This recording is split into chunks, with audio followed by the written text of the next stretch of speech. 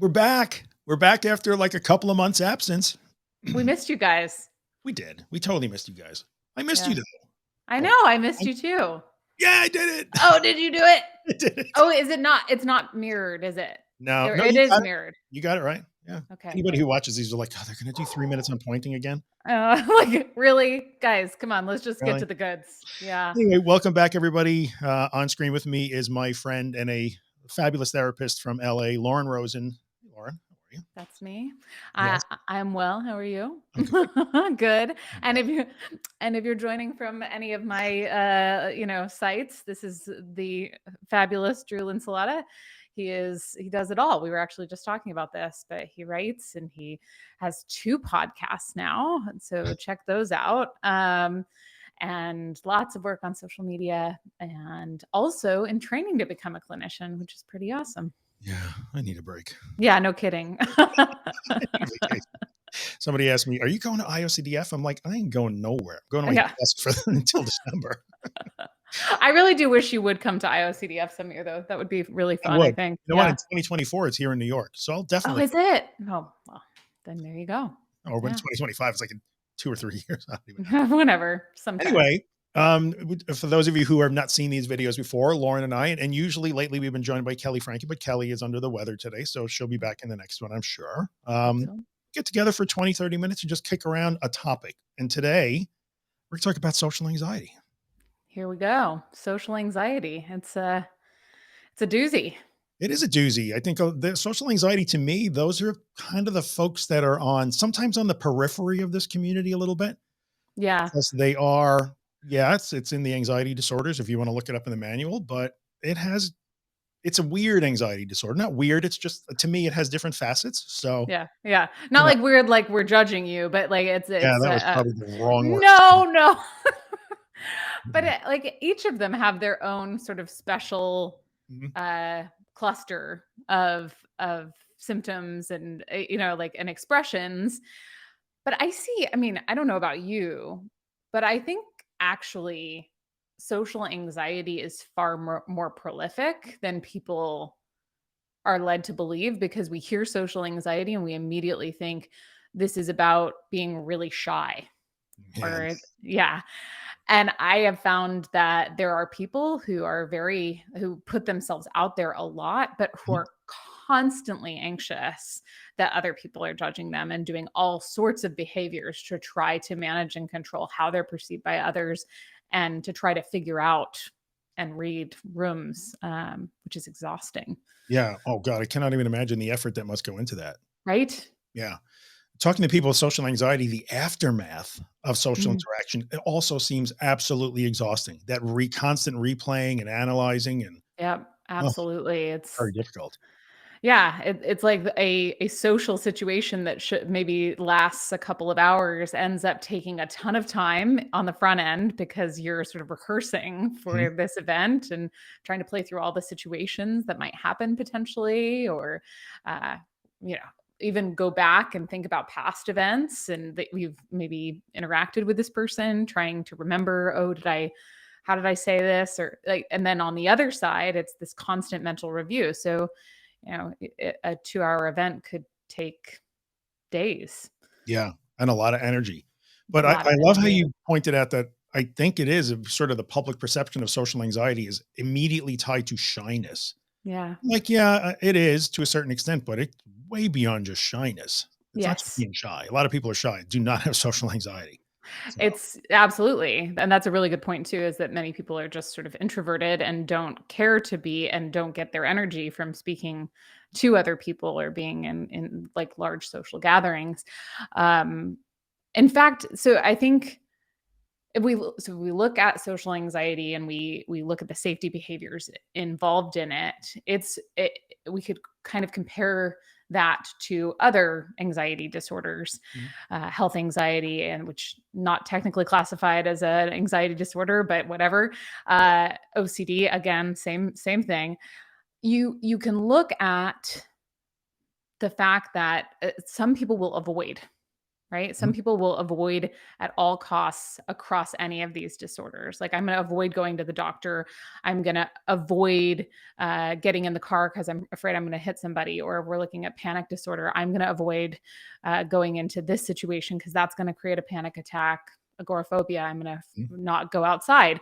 But there are within all of those spheres people who do the things that scare them and then just follow it up with a bunch of, Yeah. so somebody with health anxiety might go to the doctor and then follow up with a ton of calls back, or with OCD might drive, but then have to turn around and check to make sure they didn't hit anyone. You Yeah. get the picture. Sure. So there's either avoidance or there's like excessive ritualization and sort of what's the word, proceduralization. I think I just Yeah, made that word up. I'm not sure. Like, I yeah, like I'll it. do the things I'm afraid of, but I'm going to just pack conditions all around them. Exactly. Yeah. Exactly. And so that's why I think it's funny because I think in the other disorders, oftentimes people talk about exposure therapy Mhm. and don't include the element of response prevention in the discussion. Even we were talking about before we started recording PTSD, right? PTSD used to be classified as an anxiety disorder in the DSM-4. Mhm. It's not anymore.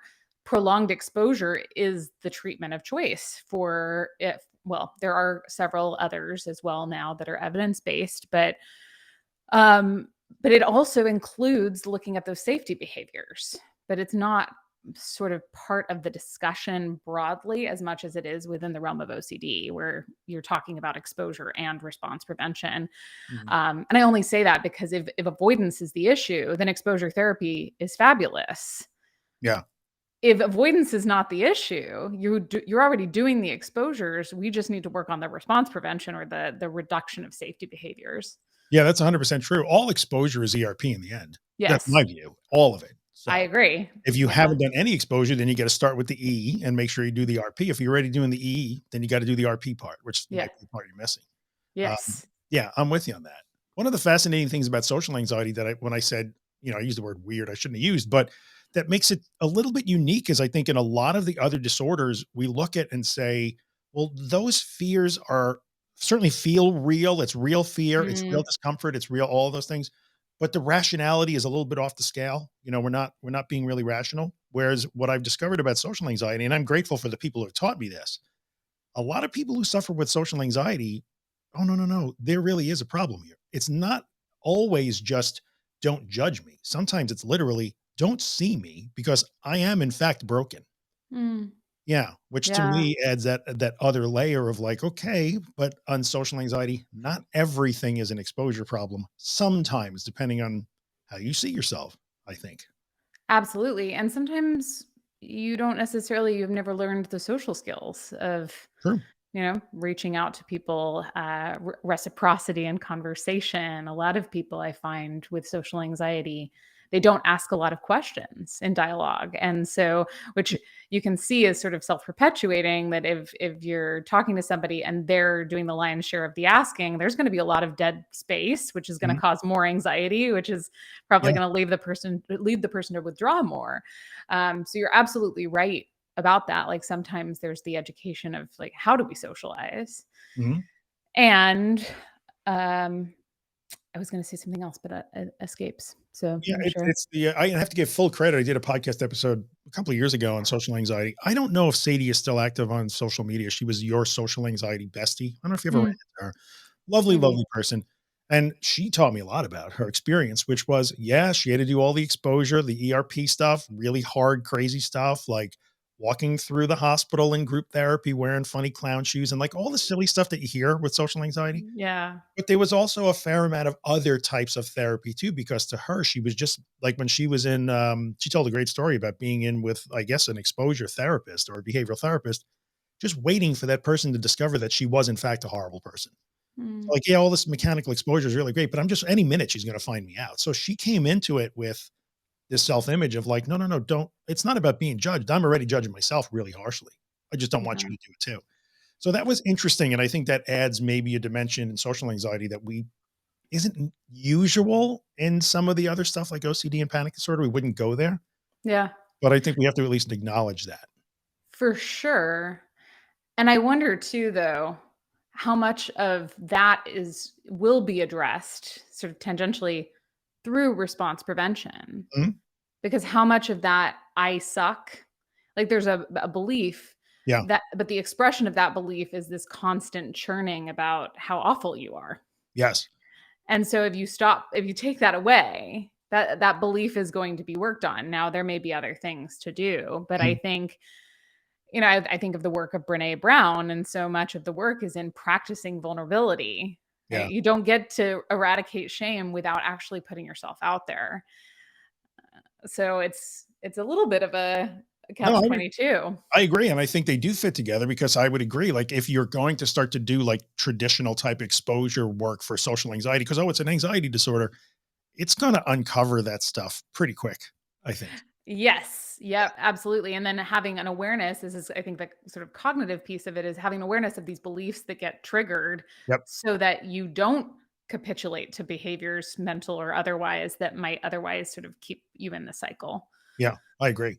In that situation, if there is, so maybe some of that fear is based on like, unfortunately, people have been subjected to some really crappy things in their lives. Maybe they were taught that they suck by Yeah. people that were important to them, which is terrible.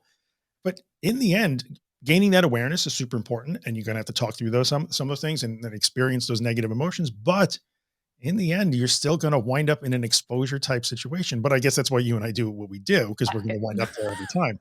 Yeah. Like, okay, yeah, you're gonna have to suck in a crowded group of people to, know that even if you do, you'll figure that out. You'll handle it. You'll come through. So Yes. yeah, very uncomfortable.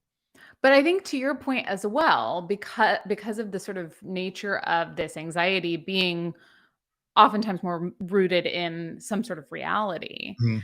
that to your point, what you were just saying is like, even if you go into the situation and you are judged, part of it is learning how to deal with that. Right. And the reality is people suck, lots of them do anyway. So they Mhm. are going to judge you. I mean, I think it's accepting uncertainty about whether or not a specific person is judging you in any given moment, because yeah, people are going to think things about you that you don't want them to think about you. Sure. And sometimes, I don't want to beat a dead horse, but I think you and we share a common experience. So in this thing that we do, Mm, like, this social media thing, I know I've been there, you've been there. So we get trolled, right? Right. yep, There's some dude that loves to troll the mental health accounts. Okay, fine, whatever. So I know that person has said really nasty things to you. That person tries to find things that are going to rile me up and things will bother me. I don't know anybody who has more confidence than me, almost to a fault, but even then you'll think about it for a second. So when that person says nasty things to you while you're trying to do a live stream, human beings, we're gonna think a little bit for a second about what that person just said. Wait, am I that? yeah, So imagine being a person with social anxiety, that must hit like a ton of bricks. But the world yes, is full of crappy people, like you said, that are gonna judge you no matter what. yeah. So even people that are very confident in themselves get judged every day. Not fair. Yeah, absolutely. And I think that's such an astute point that you bring up, because we are both in that situation Yeah. where, and even troll aside, Mhm. that being sort of in like some sort of like a public role, you invite Yeah. Criticism, criticism. judgment. Absolutely, which may be about the person, maybe about you, right? And it may be about the rightness of fit. I mean, Kelley and I, we've had a lot of people, review our podcast and say it's OCD is not funny. And well, I totally agree with that. Yeah, OCD is sure, not funny. sure. um, that part of what we try to bring to the table is levity. And if somebody just doesn't gel with that, they're going to have an opinion, which is not my favorite. Yeah, But learning how to be with that is so crucial, because I know there are lots of people who reach out who say the way that you approach this is really, really helpful to me. So it's not going to be for everyone. And if I'm not willing to be judged by some, then I'm not going to maybe be able to support others. yeah, and I think, for people that are dealing with SA or social anxiety, you don't have to be in a public role. This is just day-to-day living. Exactly. Yeah, and facing that thing where, like, somebody's gonna have an opinion about me, and if I come into it with a terrible opinion about myself, gets even harder, but you're learning to work through these negative experiences. Yeah. Yeah. Yeah, absolutely. And whereas perhaps, on some level, if you're in a more public position, you're getting like written reviews or people trolling or whatever. Somebody with social anxiety is oftentimes constantly scanning their environment for any sort of signal that they could read into Yeah. that somehow they're being judged. So it like you to your point, you do not absolutely do not need to be in any sort of public position in order to struggle. Yeah. Um, Yeah. You're looking for judgment that might not even exist. yeah, Some of those folks I know are stuck in inventing things that don't seem to have a basis in reality, but to them it's real. yeah, Yeah, yeah, clearly the look she gave me or that response, or she waited too long to get back to me, I clearly said something wrong. Like, whew, that's a tough position to be in. yeah. And I think that's why I like acceptance and commitment therapy so much for social anxiety in particular, because of this element of why argue the fact that they might be judging you? That is a waste of your time. They might be, they might not be, who Sure. knows? The idea is if we can accept that, then we can come back to the conversation that we're in or whatever activity we were doing before, Right. or whatever matters to us. So, yeah, I think actually, I was wondering though, because we talk about these things with such sort of facility because this is our realm, but if somebody was watching, I can imagine that, having social anxiety, and we're talking about these safety behaviors and all of this, maybe unpacking that a little bit and what exactly a safety behavior. I mean, we've kind of touched on a few of them, but what that is, what it's intended to do, Mm. um, because obviously you can't stop something if you don't know what it is. Yeah, that's true. I mean, the most common things, I mean, there are like the very overt sort of safety rituals. I have to make sure I dress a certain way. I got to make sure I've had plenty of sleep. I have to be at my game, top level, Mhm. fend off any mistake I might make that will leave me vulnerable to these bad feelings that I'll have. Yep. Whether Like, I am being judged or confronted, or I just think I am. I don't want to have those. So I got to maximize the odds that I won't have that happen. yeah. That's definitely, those are very overt. I've seen a lot of rituals around that. Yeah. Well, and it's interesting too, it's sort of like perfectionism, Yeah. ultimately. Any sort Yes, of sir. perfectionistic Yeah. Yeah. tendencies might fall into that. I know people that approach pending social things like they're training for a fight. It's like Rocky. They are literally trying to gear themselves up for weeks in advance to be ready for this event. Yeah, It's just exhausting. Um, totally. yeah. Totally. So yeah, like that sort of preparing, which probably comes with this rehearsal, even mentally, right? You might not be able to see it, but this constant engaging in the conversation, even if or event, even when you're not there, Yep. which people without social anxiety do that too. I'm sure plenty of people can relate to having like a fight with somebody in your head that never actually takes place. I have won so many fights in the shower. I can't even begin to tell Ah, you. yeah, it's shower's a good place to fight. Yeah. Right. With yourself, With the yourself. imaginary Yeah. person that lives in your head. That's that moment where you think, oh, I should have said, I know what I could have said. Yeah, Blew it. absolutely. But So there's that. There's also, I mean, I think a lot of times people will ask safe people, like, "How'd I do in that environment?" Or, "Did yeah. I sound stupid?" Or, trying to sort of get some reassurance that they didn't come across that the way that they were fearing they were perceived. Yeah, yeah, that's true. So there's the safety rituals afterwards are that constant reevaluation to try to find some certainty that it was okay.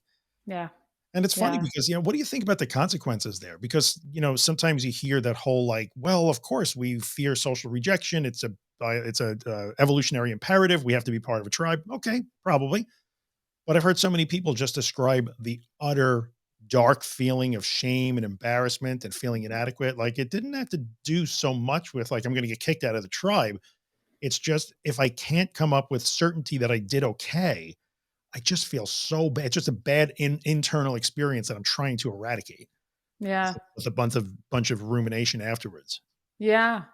Well, I wonder too how much that bad feeling is informed by the evolutionary piece Probably. And it's got to be connected. I'm sure I wouldn't, to some degree. yeah, yeah. I just, But I hear people describe that all the time. It's just this horrible feeling about myself then. Which ab- a terrible experience to have. yeah. Well, nobody likes to feel anxious. I have yet to meet the person who's like, you know what? I really want to feel anxious today. I'm gonna sign up for that. Unless they're doing ERP.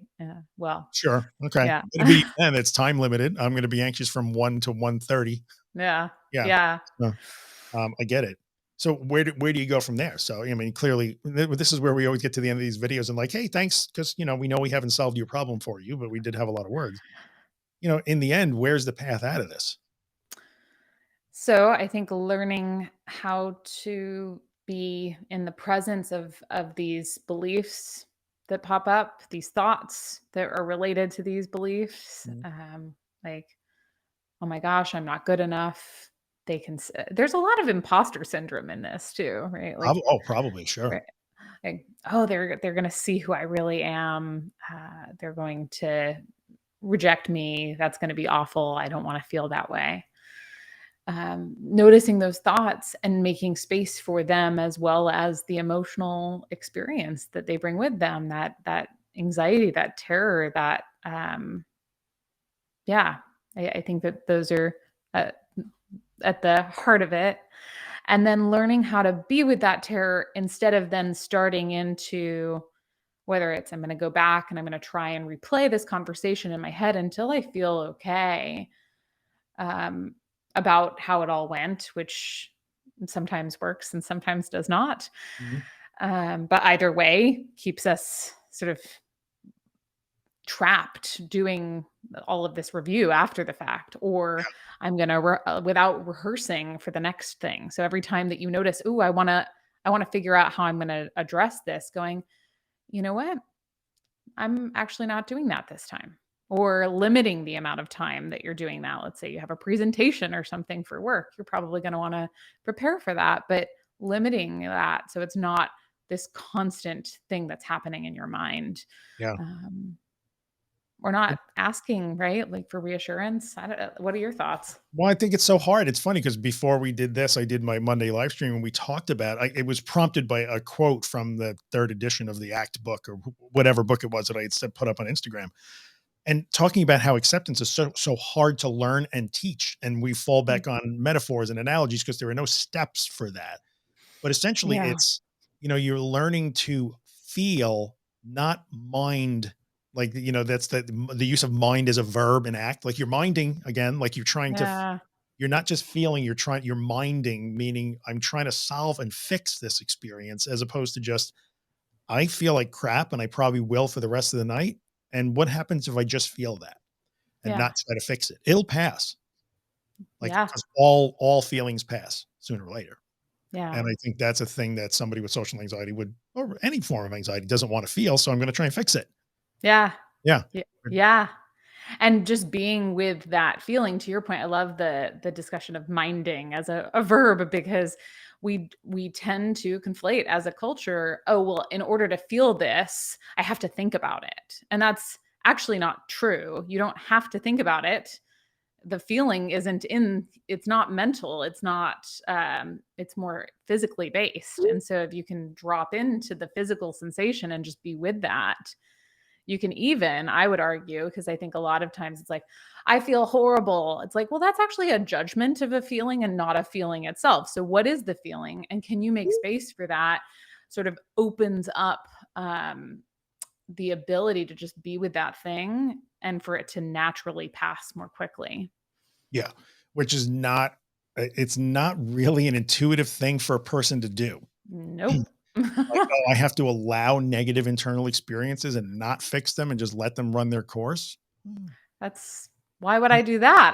I should yeah, problem solve this. 100%. And I think sometimes we're also surrounded by, and sometimes I feel like I constantly get on a soapbox about this, but when you have a negative internal experience like shame or embarrassment or feeling feel that you've been judged and being judged, a lot of times the knee jerk reaction from the outside world is, well, they don't deserve you if they're judging you. And they don't, like, that's that argument Mm, that it's somehow, well, you got to just let them, you're fine. But it's probably more productive to say, well, maybe I'm not fine, but nobody's fine.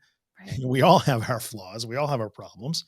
So instead of trying to control and like eliminate the possibility that I might get judged or whatever, evaluated, better learn to move through that when it does happen.